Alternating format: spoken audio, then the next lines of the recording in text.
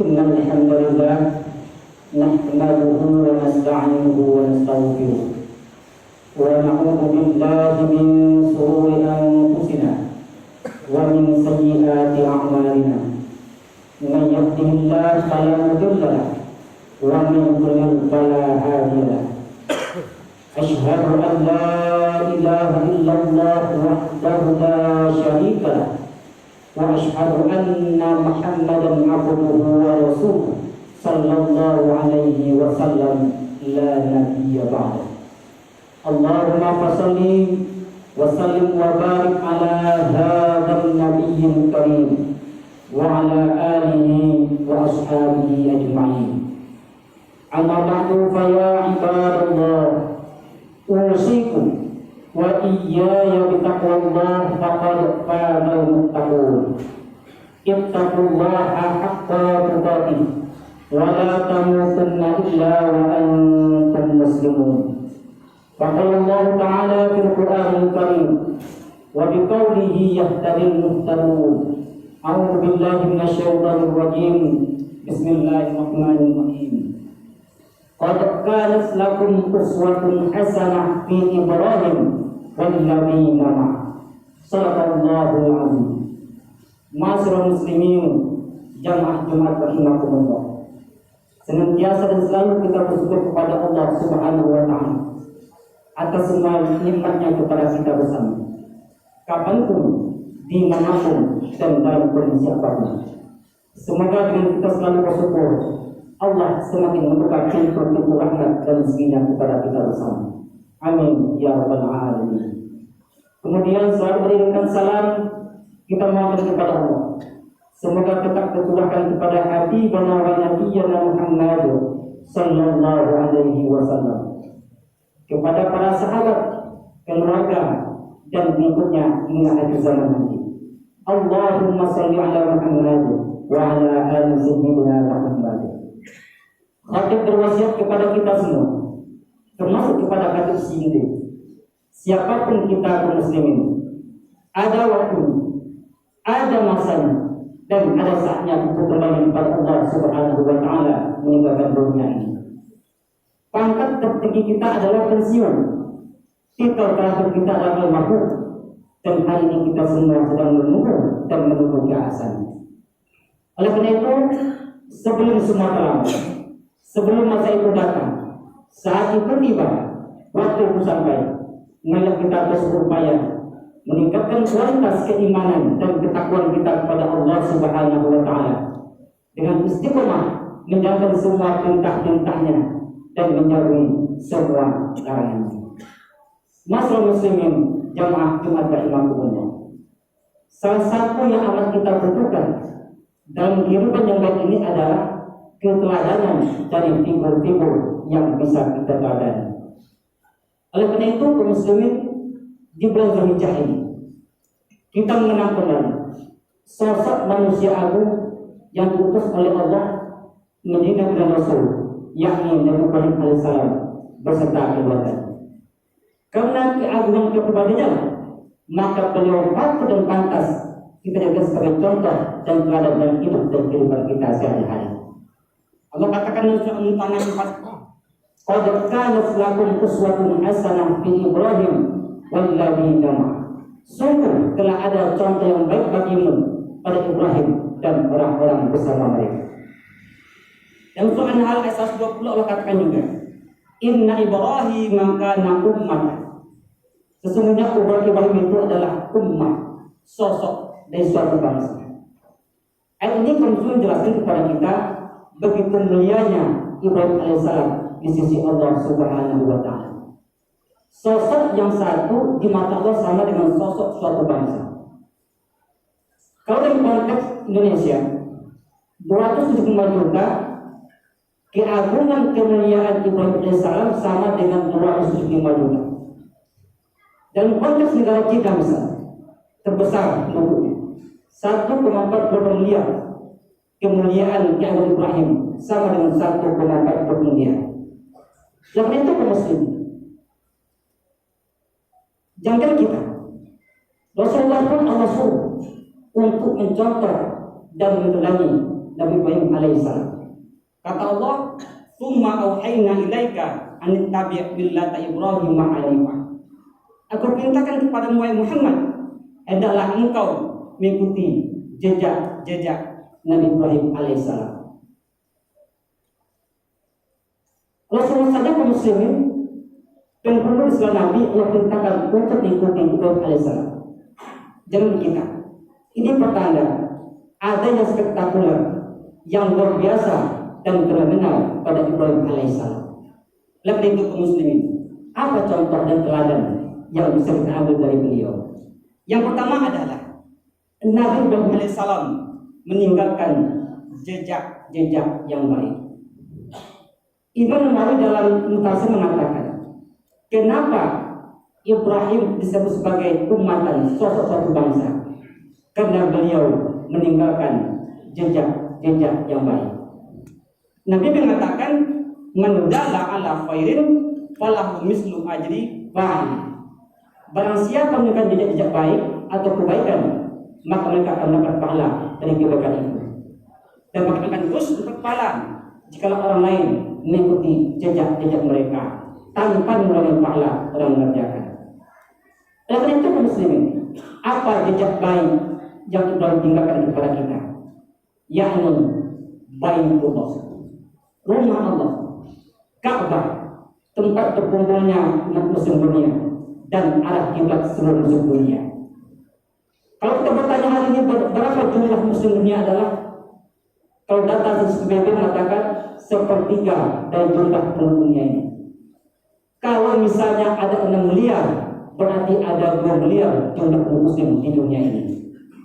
Kalau seandainya kaum muslimin setengah dari mereka ada yang sholat, menghadap kiblat, menghadap Baitullah, berarti kaum muslimin satu kali sholat ada 1 miliar pahala sholat akan mengalir kepada Nabi Ibrahim alaihissalam. Kalau 5 kali berarti 5 miliar mengalir sehari pahala kepada Ibrahim alaihissalam.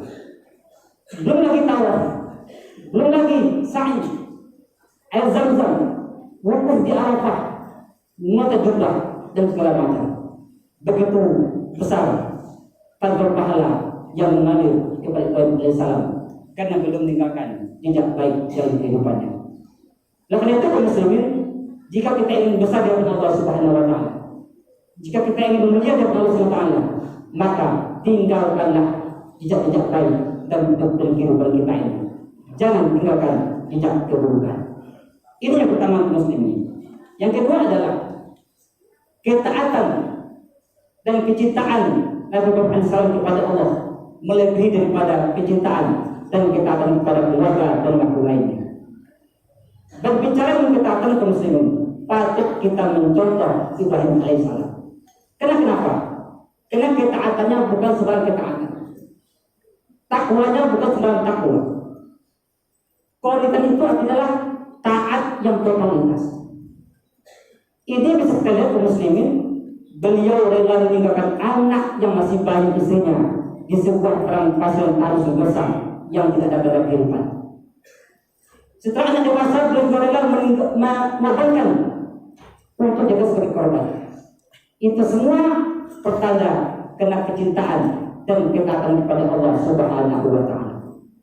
Kaum muslimin, kita boleh cinta kepada istri kita, anak kita, harta kita, pangkat jabatan kita. Namun ingat, tidak boleh mengurangi dan menghalangi cinta kita, ketaatan kita kepada perintah Allah Subhanahu wa taala.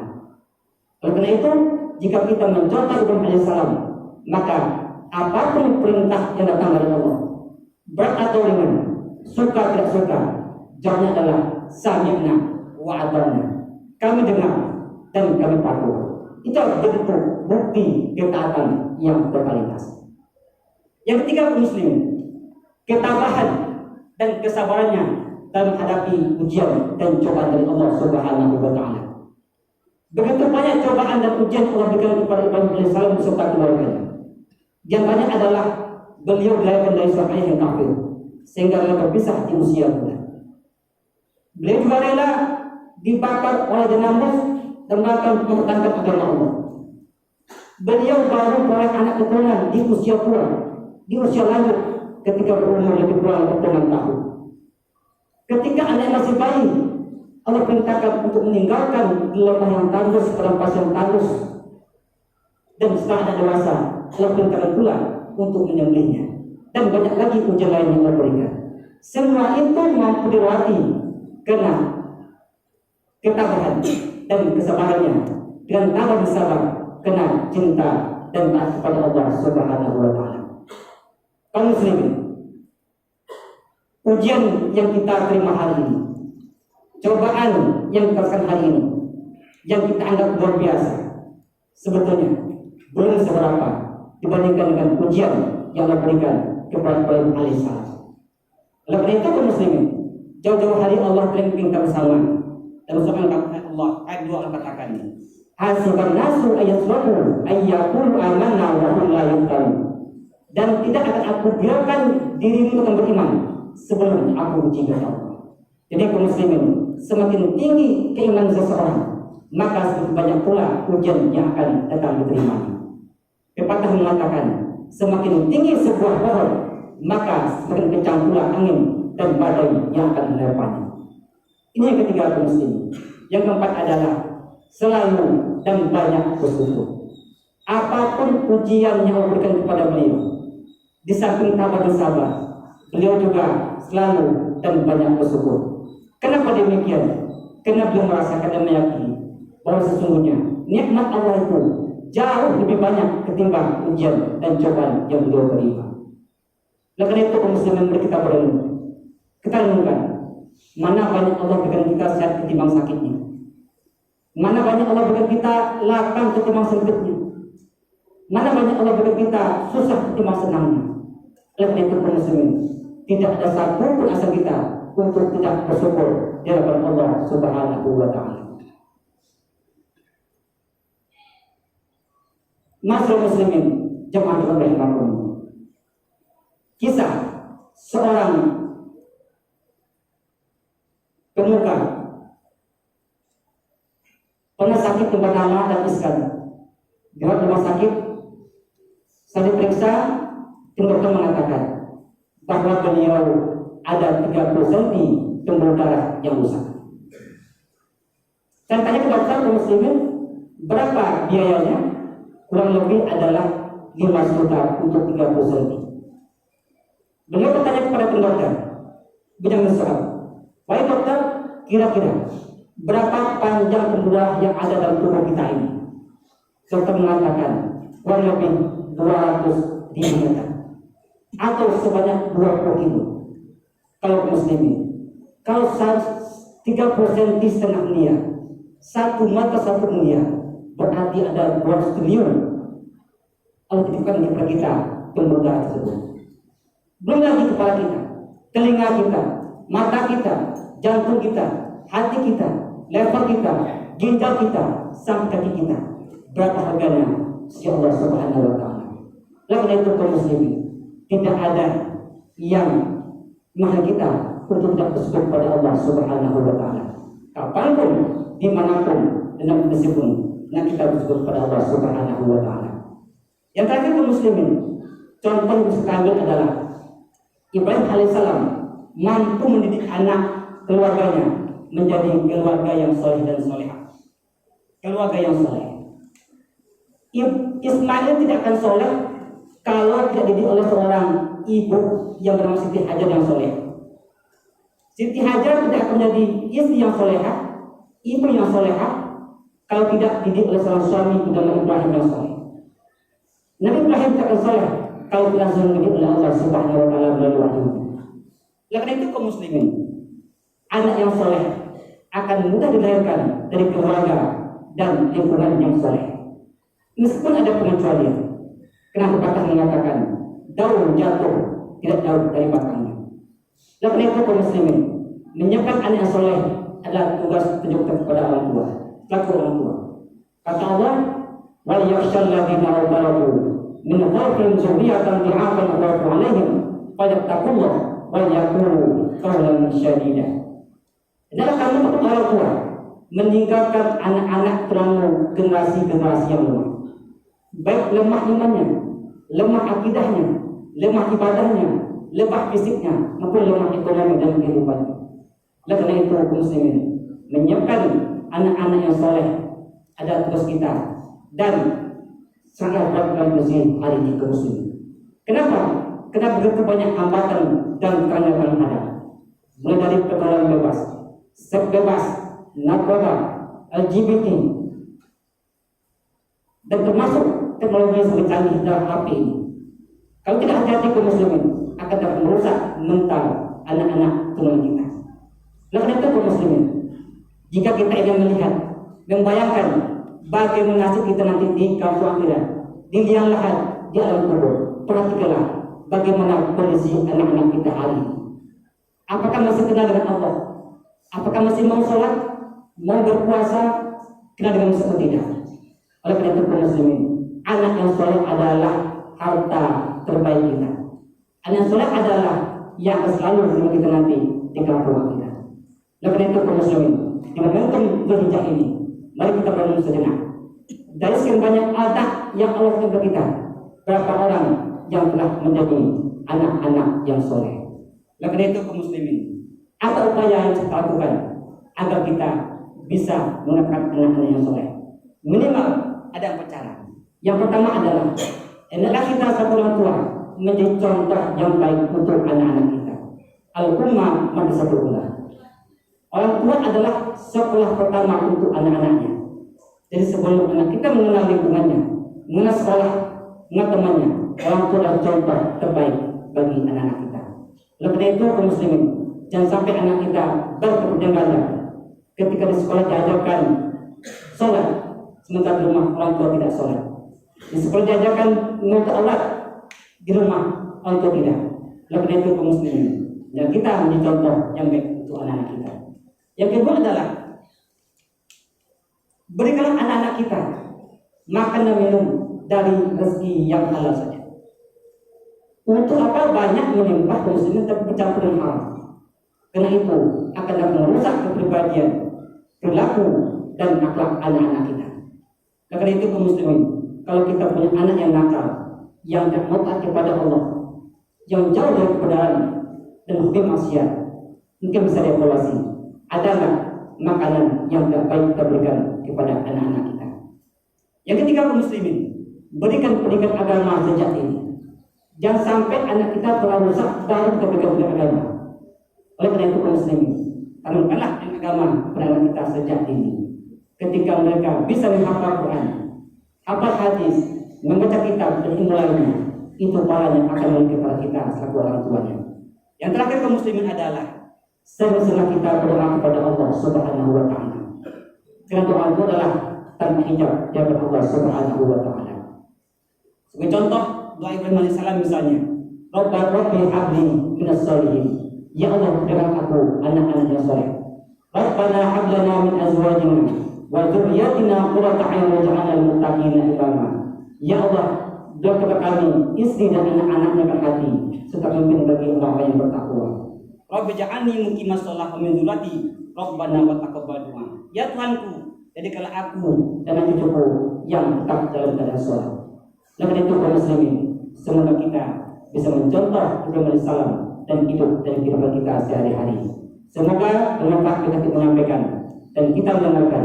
Yang terpenting adalah mampu kita amalkan dan kita aplikasikan dan hidup dari kehidupan kita sehari-hari. Barakallahu li wa lakum fil Qur'anil azim. Wa nafa'ani wa iyyakum bima fihi minal ayati wa dzikril hakim. Wa taqabbal minni wa minkum tilawatahu innahu huwal ghafurur rahim. Allahumma shalli ala sayyidina Muhammad wa ala ali sayyidina Muhammad.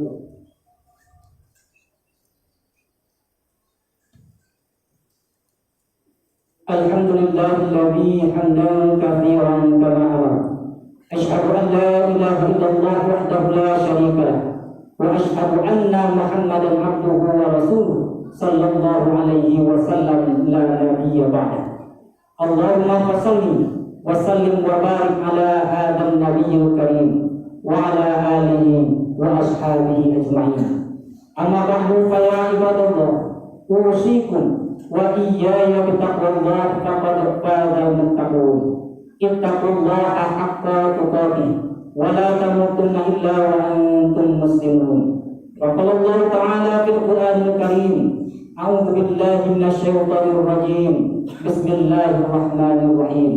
Wal 'ashr innal insana lafi khusr illa alladziina aamanu wa 'amilus shalihaat wa tawashaw bil haqq wa tawashaw bis sabr. Innallaha wa malaikatahu yusholluna 'alan nabi ya ayyuhalladzina amanu shallu 'alaihi wa sallimu taslima. Allahumma shalli 'ala Muhammad wa 'ala ali sayyidina Muhammad kama shallaita 'ala sayyidina Ibrahim wa 'ala ali sayyidina Ibrahim wa barik 'ala sayyidina Muhammad wa 'ala ali sayyidina Muhammad kama barakta 'ala sayyidina Ibrahim wa 'ala ali sayyidina Ibrahim fil 'alamin innaka Hamidum Majid. Allahumma ighfir lil muslimina wal muslimat wal mu'minina wal mu'minat al ahya'i minhum wal amwat innaka sami'un qaribun mujibud da'wat ya qadil hajat. Allahumma irfa'na al-wala wal bala wal waba wal fahsya wal munkar wa sayfa al-mukhtalifah was sada'id wal bihan ma zahara minha wa ma batan min baladina hadha khassa wa min baladil muslimin amma innaka ala kulli syai'in qadir. Allahumma rabbana hab lana min azwajina wa dhurriyyatina qurrata a'yun waj'alna lil muttaqina imama. Rabbana zalamna anfusana wa in lam taghfir lana wa tarhamna lanakunanna minal khasirin. Allahumma arina al-haqqa haqqan warzuqna ittiba'ah wa arina al-batila batilan warzuqna ijtinabah. Rabbana la tuzigh qulubana ba'da idh hadaytana wa hab lana min ladunka rahmatan innaka antal wahhab. Allahumma ihdina siratal mustaqim. Allahumma ihdina siratal mustaqim. Allahumma ihdina siratal mustaqim. Siratal ladzina an'amta 'alaihim ghairil maghdubi 'alaihim waladdallin. Rabbana atina fid dunya hasanah wa fil akhirati hasanah wa qina adzabannar. Ibadallah, innallaha ya'muru bil 'adli wal ihsan wa ita'i dzil qurba wa yanha 'anil fahsya'i wal munkari wal baghi ya'idukum la'allakum tadhakkarun wa la dzikrullahi akbar. Aqimish shalah.